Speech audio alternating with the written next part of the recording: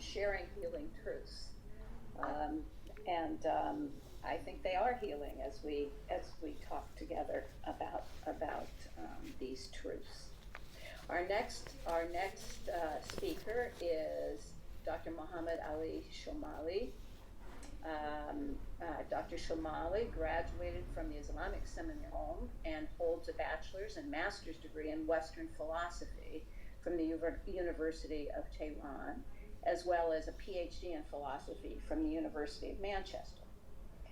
As founding director of the Risalat International Institute, Dr. Shomali develops Islamic curriculum and trains educators worldwide.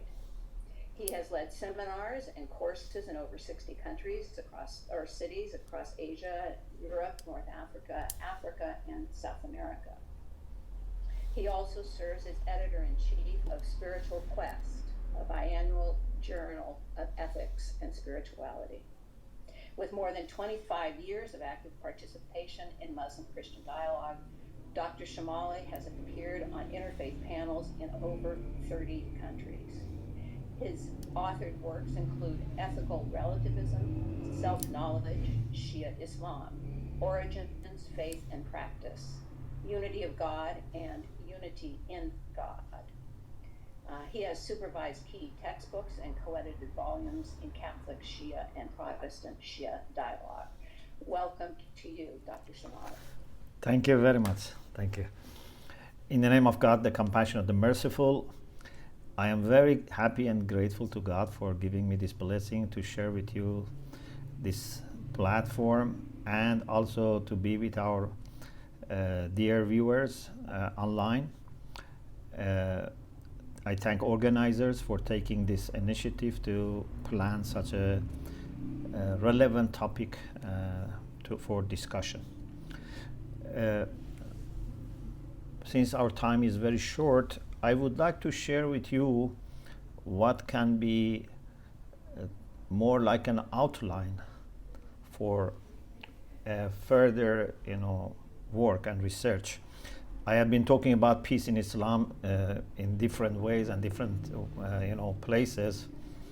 A very good experience was when, with my dear Mennonite friend, Professor Harry Hubner, we had a course in Canadian Summer School for Peace on peace resources in Islam and Christianity. Also, inside the community, I had a series of lectures, 10 lectures in the months of Ramadan on inner and outer peace. So peace is very important topic for us, and I think whatever we do, we cannot do justice.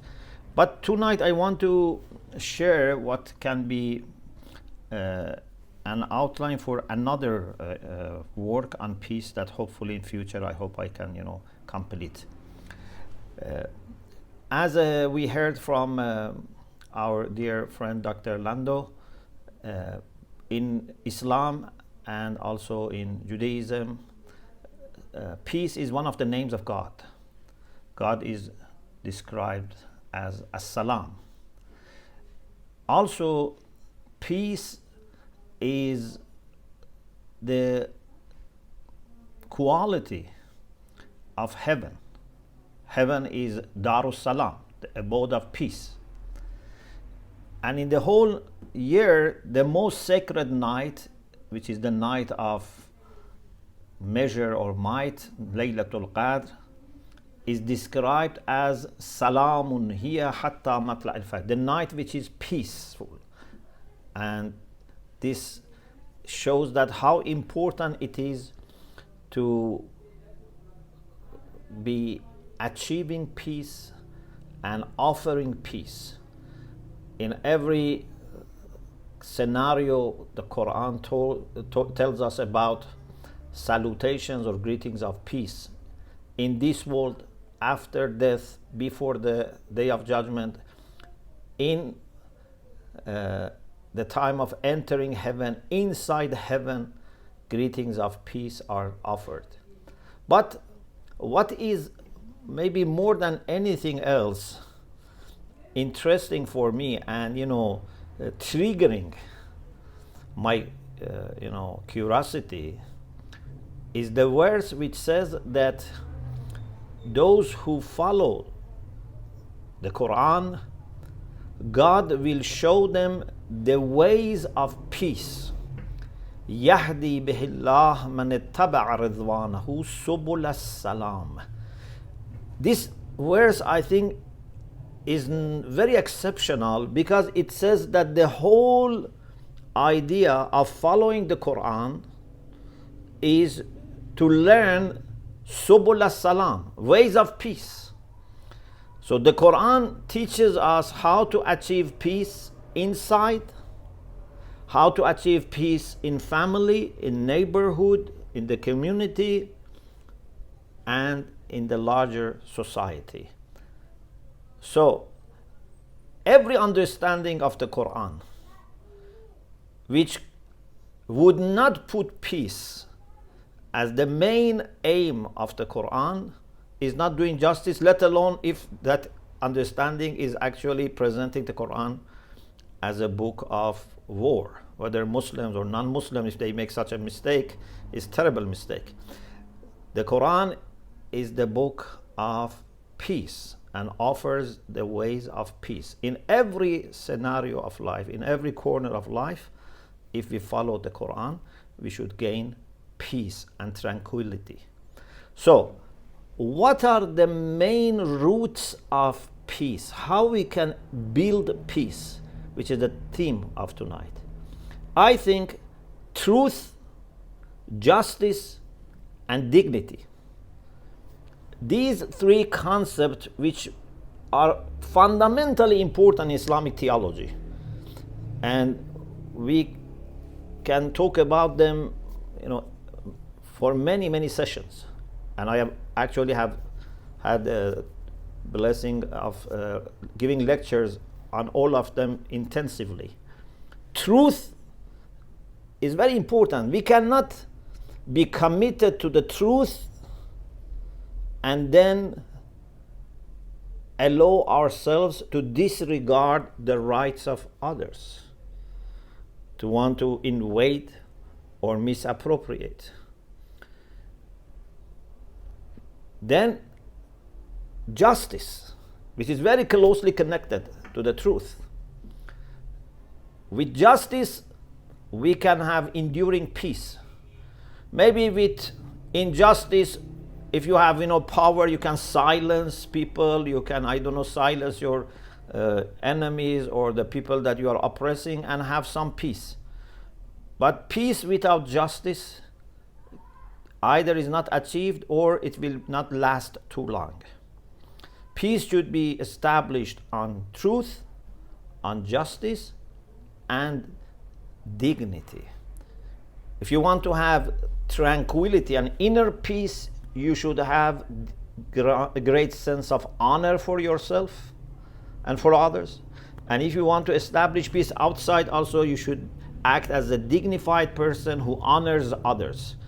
This is a very important theme in Islam, and especially in the teachings of the Imams of Ahlul Bayt, the issue of honor and dignity, which is something that you cannot understand many things in the history without considering this. Unfortunately, many times in politics, this is not a factor, dignity and honor. But this is another pillar of the peace. So, truth, justice, and dignity are main pillars of peace. And in order to make sure that we would be acting with full observation of this, Islamic ethics or Quranic ethics and spirituality get involved by asking us to be first sincere. Don't do anything for your selfish interests, for your egoistic interests, even if it is religious ego or sectarian ego. Anything should be purely for the sake of God, which means for the sake of truth, for the sake of beauty, for the sake of love. To be humble, not to be arrogant, and not to be wishing other people be your slaves or be under your control. and to be content with what you have been given. Many people in the world, they have been given enough by God to enjoy, but they always look to expand. They always look to add to their own territory.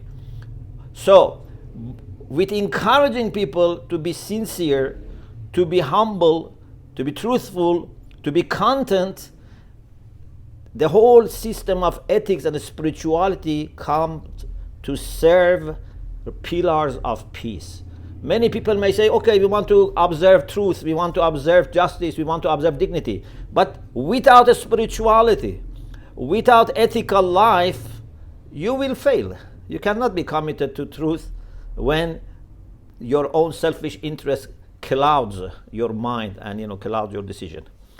And then Islam says we should aim at something higher. If we just aim at establishing peace, it's not enough. We should aim at something higher. Therefore, the Quran says, إِنَّ اللَّهَ يَأْمُرُ بِالْعَدْلِ وَالْإِحْسَانِ. Justice is very important, and in all circumstances we should observe justice. But don't be satisfied with justice. Don't be satisfied with peace as lack of war, and lack of tension or conflict. Aim at ihsan. We should have a situation in which we look for opportunities to show kindness to each other, even with the people with whom we fundamentally disagree. The Quran says, لا ينهاكم الله عن الذين لم يقاتلوكم في الدين ولم يخرجوكم من دياركم أن تبروهم وتقسطوا إليهم. Even with people who are pagans, who disagree with you about faith, and not only disagree, maybe they even make mockery of your faith. But as long as they have not been killing you and have not been sending you to exile, no problem. You can be very kind to them. And in all circumstances, of course, justice has to be observed even with enemies, as the Quran says, لا يجرمنكم شنآن قوم على ألا تعدلوا. So, kindness and love in the form of rahmah come to help us aim at something higher than just having peaceful relation. We should establish our relations with others, whether in the community, in the society, other countries, other nations, other religions, other denominations, based on kindness and love, after making sure that we have already established peace based on truth and justice and dignity. And then, thank you so much. Just one minute. Right. Just Please.